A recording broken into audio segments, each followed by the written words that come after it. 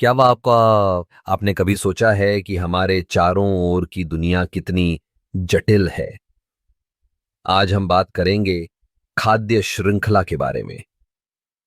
खाद्य श्रृंखला एक ऐसा तंत्र है जिसमें जीवों के बीच ऊर्जा का आदान प्रदान होता है।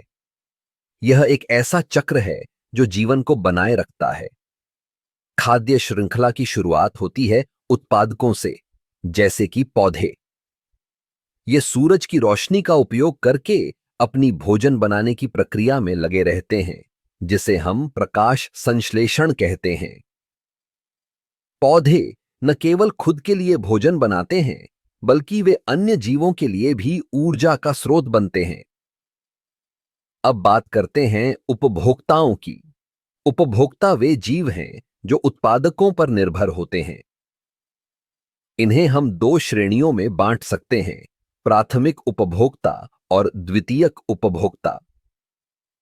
प्राथमिक उपभोक्ता, जैसे कि खरगोश या कीड़े, पौधों का सेवन करते हैं, जबकि द्वितीयक उपभोक्ता, जैसे कि लोमड़ी या बाघ, प्राथमिक उपभोक्ताओं को खाते हैं।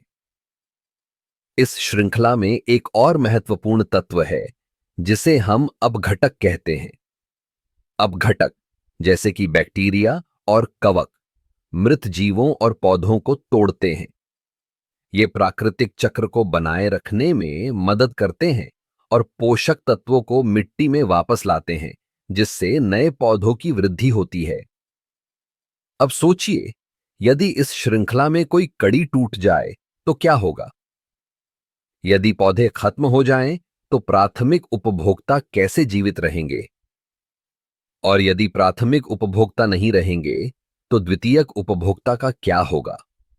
इस तरह खाद्य श्रृंखला का संतुलन बनाए रखना बहुत जरूरी है। खाद्य श्रृंखला न केवल जीवों के बीच संबंधों को दर्शाती है, बल्कि यह हमें यह भी सिखाती है कि हम सभी एक दूसरे पर निर्भर हैं। यह एक जटिल लेकिन खूबसूरत तंत्र है जो जीवन के हर पहलू को जोड़ता है। इसलिए अगली बार जब आप बाहर जाएं, तो ध्यान दें कि कैसे हर जीव एक दूसरे के साथ जुड़ा हुआ है।